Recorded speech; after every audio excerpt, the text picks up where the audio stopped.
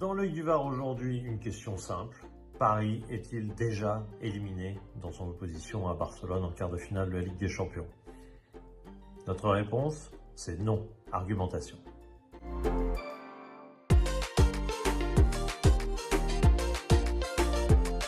Et voilà le retour du grand pessimisme qui entoure régulièrement le Paris Saint-Germain. Après cette défaite contre le Barça, je vois des grands accès de peine et de tristesse autour de la prestation, autour du résultat, et du coup qui engendre un pessimisme qui me semble aussi exagéré que l'optimisme qui prévalait auparavant.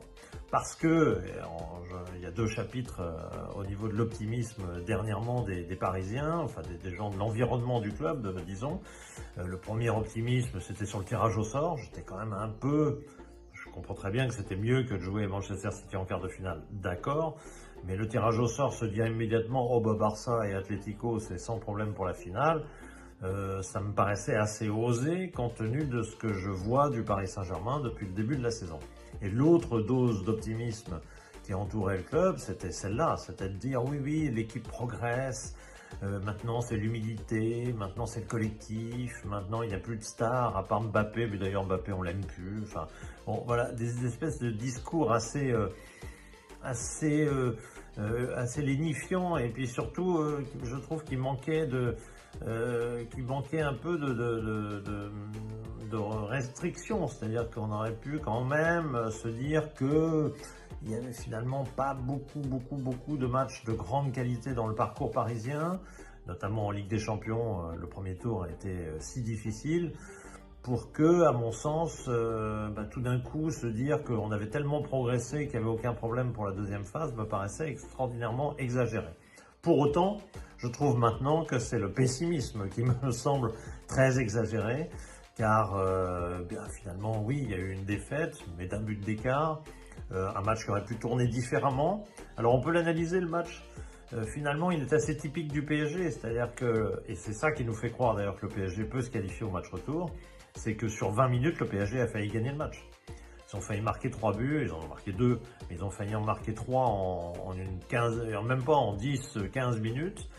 Et c'est cette marque de fabrique du PSG qui peut laisser des espoirs, parce que le Barça n'est pas si fort que ça, il l'a démontré dans cette période-là notamment, et comme on n'est pas au niveau, enfin pour moi il y a un gros écart entre le match de mardi et de mercredi, Real Manchester City était là, et puis PSG-Barça était là, même si le match PSG-Barça était très attrayant, une très bonne publicité pour le foot, avec un scénario assez exceptionnel où la victoire passe de l'un à l'autre.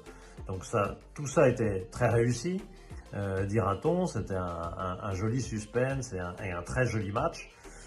Pour autant, il a révélé beaucoup de faiblesses des deux côtés. Le Barça a été très fragile sur un moment du match, et le PSG sur le reste, parce que au moins pendant une heure, on a vu une équipe qui est là, enfin dominée, fragile défensivement, friable défensivement.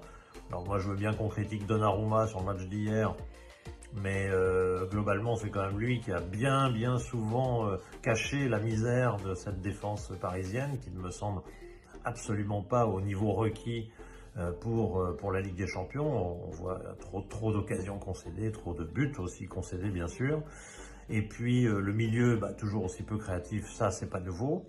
Et puis l'attaque parisienne, si elle a toujours cette capacité, on l'a vu en quelques minutes, d'abord elle a plus le Mbappé qu'on connaissait. Là on voit un Mbappé très en deçà de ses performances, très en dedans dans son attitude et dans ce qu'il tente. Il tente un minimum de choses, alors il est beaucoup plus surveillé qu'il n'a été à une époque, mais il tente vraiment trop peu. Là il ne se ressemble plus lui-même. Et s'il y a un génie qui s'appelle Dembélé, malgré tout, cette escouade offensive, finalement, alors que je pensais réellement que c'était le point fort du PSG si on le comparait au Barça, je pensais que le PSG avait une capacité de marquer supérieure. Or, on a vu hier soir que c'est Lewandowski qui a été remarquable, c'est Rafinha qui a marqué des buts étonnants, et qu'à l'arrivée, c'est finalement l'aspect offensif qui a prévalu à Barcelone, alors qu'a priori c'était plutôt le point faible de cette équipe. Donc, si vous voulez, malgré tout, parce que justement on n'est pas au niveau de Real Manchester, au niveau de maîtrise de Real Manchester, Là, je pense que Barcelone n'est pas à ce niveau-là non plus, ni PSG bien sûr, mais ni Barcelone non plus, et que du coup, il y aura forcément un match retour qu'on ne devine pas totalement, dont on n'a pas tous les éléments aujourd'hui, et qui peut donc générer une bonne surprise du côté du Paris Saint-Germain. En tout cas, c'est mon avis, mais bien évidemment, vous pouvez exprimer le vôtre, et il peut être très très différent naturellement.